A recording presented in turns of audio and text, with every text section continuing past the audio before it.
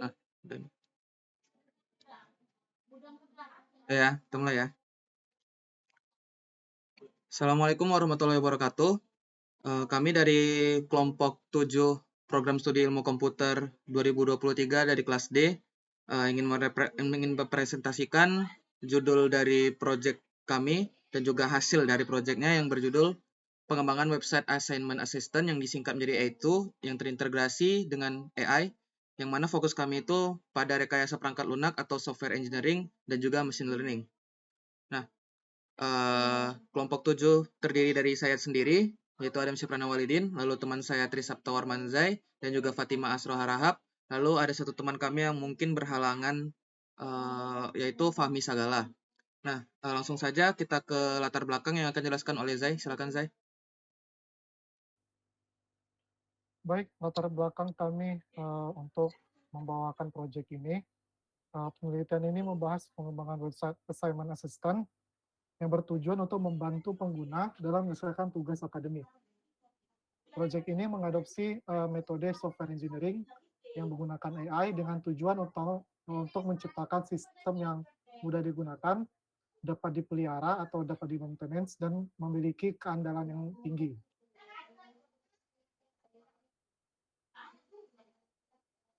Rumusan masalah yang kami bawa ada 3. Yang pertama itu metode pengembangan perangkat lunak yang sesuai untuk proyek ini. Lalu penjaminan fitur matematika, debugging kode program, dan parafrase teks untuk memberikan solusi yang akurat. Lalu mengintegrasikan AI untuk meningkatkan pengalaman pengguna.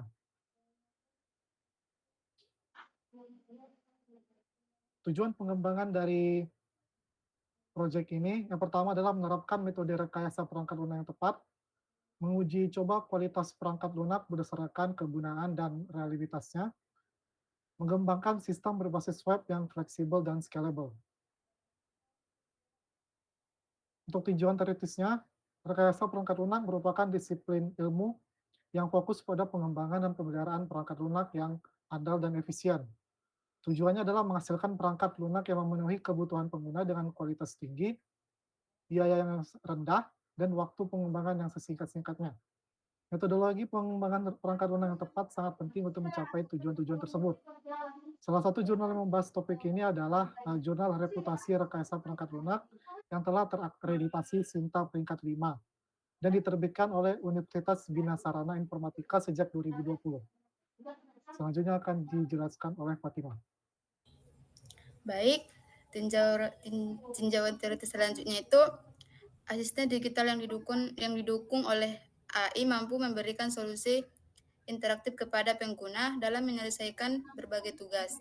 Dalam konteks pendidikan, asisten digital dapat membantu siswa dalam memahami materi, menyelesaikan soal matematika, debugging kode, dan paraphrase teks. Pengembangan asisten digital semacam ini memerlukan integrasi antara pemrosesan bahasa alami dan algoritma pembelajaran mesin untuk memberikan respon yang akurat dan relevan.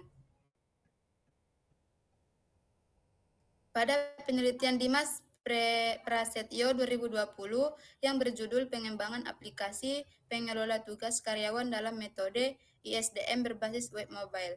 Penelitian ini berbasis tantangan dalam manajemen tugas di perusahaan Maju Makmur Utomo dengan fokus pada kebutuhan akan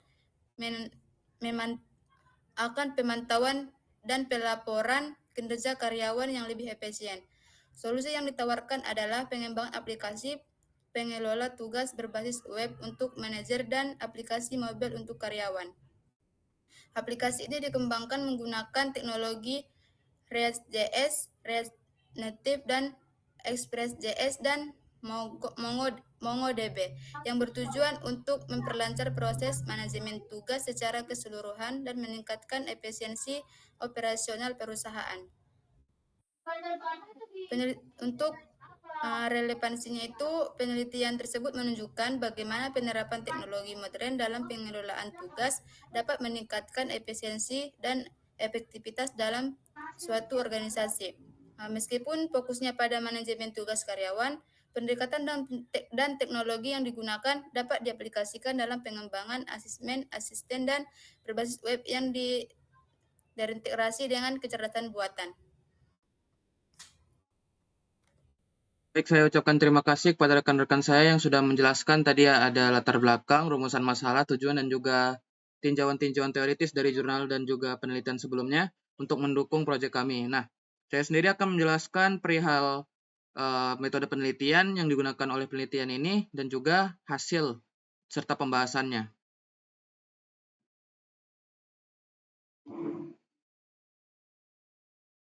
Baik, yang selanjutnya itu adalah metode penelitian. Nah, jadi di progres proyek kami ini menggunakan metode kualitatif yang mana didasari oleh observasi yang mendalam sehingga dapat mengungkap sekiranya bagaimana sebuah sistem dirancang agar dapat membantu user sesuai dengan tugas dan pekerjaannya.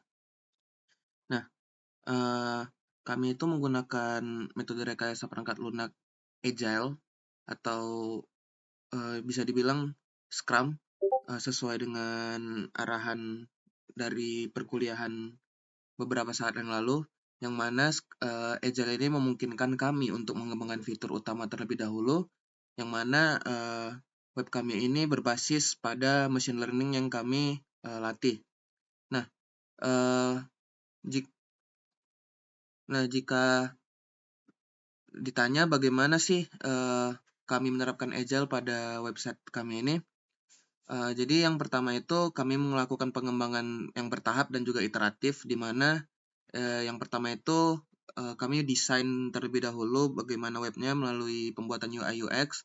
Lalu yang sprint yang kedua itu membuat pengembangan fitur Math Solver, yang mana itu merupakan fitur utama dari website kami. Lalu yang selanjutnya itu ada pengolahan machine learning, yang mana kami selalu berusaha mengurangi loss daripada model kami untuk bisa membuat model machine learning ini lebih akurat. Lalu sprint yang terakhir itu ada pengujian, optimasi, dan integrasi semua fitur. Nah, jadi metode Agile di website kami ini memungkinkan proyek ini berkembang secara bertahap dengan umpan balik dari pengguna di setiap sprint. Nah, jika ada perubahan kebutuhan, kami dapat menyesuaikan tanpa merombak keseluruhan sistem.